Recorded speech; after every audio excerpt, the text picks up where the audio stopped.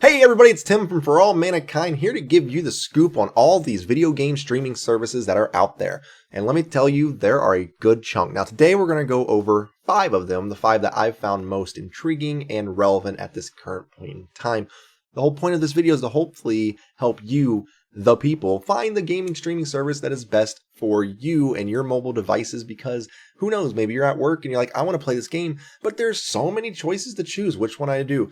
So stay right there, hold up, listen, hopefully you get the information you need. We're going to jump right in there with the first one.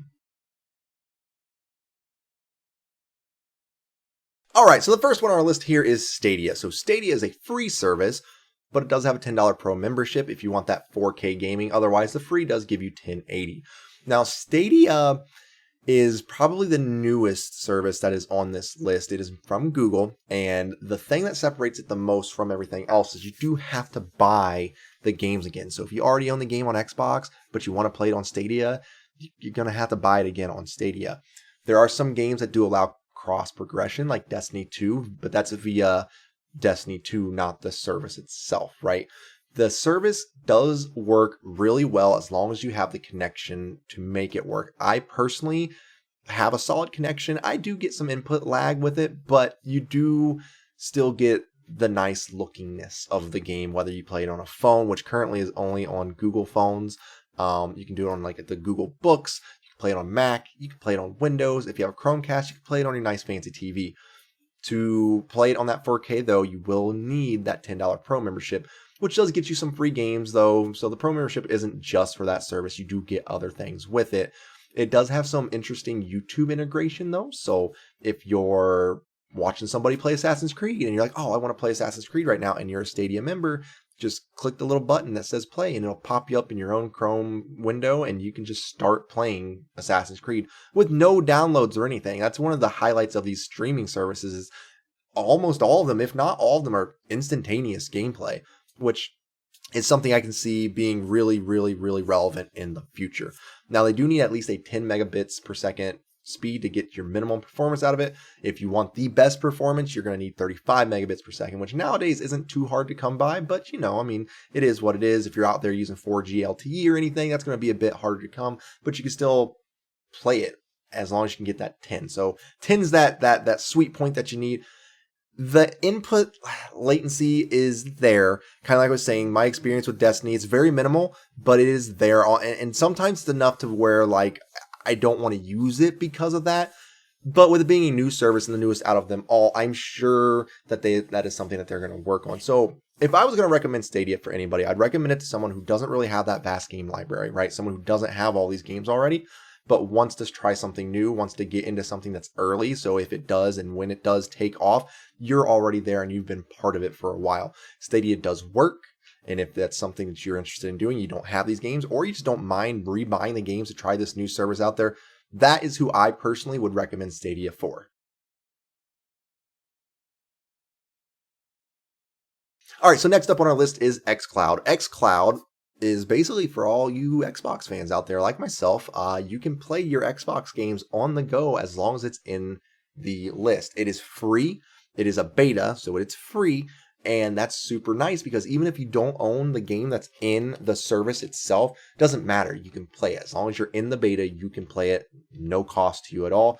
There's cross progression. So if you have a save file on the game on Xbox, it will come over via cloud services to xCloud and allow you to continue where you left off. So super nice service for Xbox fans. You have to use a controller, though. There are no onboard controls, so you have to use a controller. It is primarily Android based. There is some iPhone support, but it is limited to 10,000 people currently, and it is only the Master Chief Collection. So as to where Android gets Gears 5, Destiny, Forza, Dead Island, and there's a lot. There's a lot. That's not even a fraction of the games.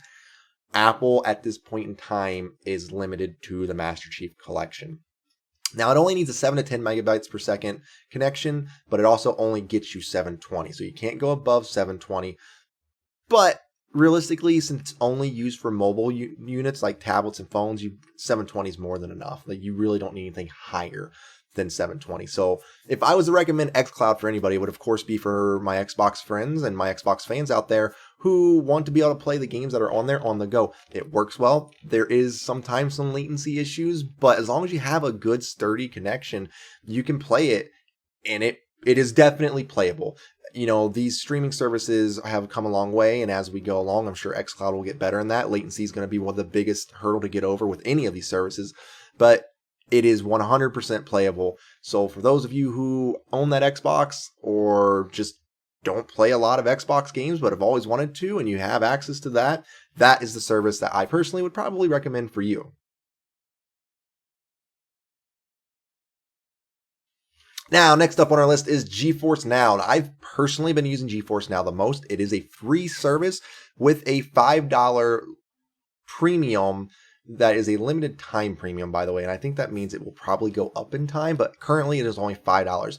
The difference between the two is the free one gets you a limited time access, meaning an hour-long session. The $5 gives you priority access and extended sessions. Now, my understanding of the priority access is because it's a server-based thing, if a bunch of people are trying to log on this at one time, there is a queue-based system for this service. So if you don't have priority, you're probably more likely to get stuck in a queue as to where the people who have the priority access do not. But what does it do and what does it excel at? GeForce Now is all about playing your PC games anywhere you want on basically anything other than, I think at this point, iPhone. You can do Mac, you can do Windows, phones, and it streams the game from their servers, as long as you own it on PC, to your viewing pleasure of whatever device you're using, right? Now, it works very well. Actually, of all the services I've used, I'd say the latency and the visuals have been the best from my personal use of it. I've not had any quarrels with it. I've played Dark Souls 3 on it quite a bit, and it runs beautifully. It does get up to 720 60 FPS, all the way up to 1080 60 FPS. They do recommend at least a 15 megabit per second connection, though, to be able to play it at a decently optimal service. The nice thing about it is you do have a very wide range of games as long as you own them on PC. So you're already starting with a library of games, whereas Stadia, you're not. But interestingly enough, a couple developers have backed off. What I mean by that is like Bethesda and Blizzard have both like pulled their games from it. There's not a whole lot of to why. Some people speculate it's because those companies want you to rebuy their games. They think the service of GeForce Now is a very premium service that they want you to have to rebuy the game if you want to play on that. But GeForce Now is working with them and hopes to get them back with them, because when I was able to play it, it worked well. I've played Apex on it. I've played Dark Souls on it. I played Call of Duty on it while I had the availability to play Call of Duty on it. And they all did work really, really well on a limited internet connection. So GeForce Now is definitely for that person who already owns a bunch of PC games, wants to be able to play them where they're at, and the quality that you have internet-wise works very well with it. So if you have a big PC library, this is 100% honestly the premium service I would recommend to you. Even the free service, if you don't think you're going to be playing for more than an hour, will work just fine for you, because you don't need it to pay the $5. If you're only playing on your lunch break, that's it. So there you go. That's GeForce Now in a nutshell. That's what I would use it for, and that's who I would recommend it to. If you have those games already, GeForce Now is 100% for you. All right, the fourth one on our list is Shadow. And Shadow, of all the ones here, probably intrigues me the most. Not that I would use it, because I don't necessarily have a need for it, but I've kept my eye on Shadow for a while, because essentially what Shadow is, for $25 a month or $12.99, because it's on sale right now, you get a full functioning PC. Let me rephrase this. You get a full functioning gaming PC, meaning you can do more than just gaming on it. You can do standard computer stuff. You can video edit. You can whatever. It doesn't matter. It's a PC at your hands, right? So the purpose of this is if you don't have a good PC to play Overwatch or Call of Duty or whatever game you're playing at the highest specs and you've always wanted to, but you don't want to go spend $3,000 on one, $25 a month, you're renting a virtual PC that can play all of those as long as you have the proper internet connection at max settings. And they update it quite frequently, so you're always going to stay up to date for that $25 a month. It's about $300 a year. But the value there is super, super high if you really think about the fact that most people go out and buy a new PC or update their PC every few years. You're talking 10 years worth of this service and it's still up to date and it only costs you $3,000. That's high value in my eyes. Now, it does require a 15 megabit per second optimal performance, but that's really not that much to ask for nowadays. I mean, that's pretty much the rest of these streaming services are what they're asking for. So it does get up to 4K 60 FPS. You can do 1080 at 144. This is the service I would 100% recommend for anybody who just doesn't have that gaming PC, that wants a gaming PC, that doesn't want to go pay up front for a gaming PC. This is what you need. As long as you can spare $25 a month, you will consistently have a full-blown gaming PC at your fingertips as long as you have some kind of at least generic rig to run it on. That's 100% who this service is meant for.